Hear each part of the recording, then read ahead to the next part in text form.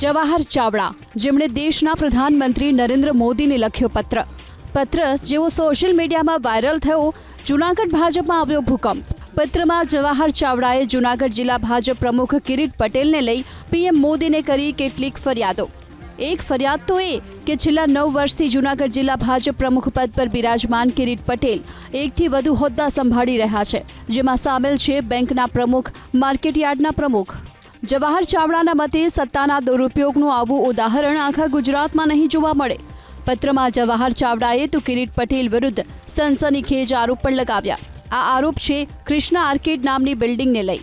જવાહર ચાવડાનું કહેવું હતું કે ખોટી મંજૂરી, નિયમ વિરુદ્ધ બાંધકામ કરી કિરીટ પટેલે કૃષ્ણા આર્કેડનું નિર્માણ કરાવ્યું। પરિણામે જૂનાગઢની જનતાને પૂરની આફતનો સામનો કરવો પડ્યો। એટલું જ નહીં, ભાજપના કાર્યાલયનું બાંધકામ પણ નિયમોને નેવે મૂકીને કરાવ્યું છે। જવાહર ચાવડાનું કહેવું હતું કે જિલ્લા ભાજપ પ્રમુખ જ જો આવા કૃત્યો કરે તો પ્રજાની વચ્ચે કયા મોઢે જવું। વારંવાર હવે ટેવ પડી ગઈ છે। મનસુખભાઈ ઉપર આક્ષેપ કરી લીધા, કઈ વિધાનસભા લોકસભાની અંદર પણ એમના વિરુદ્ધમાં કામ કરી લીધું।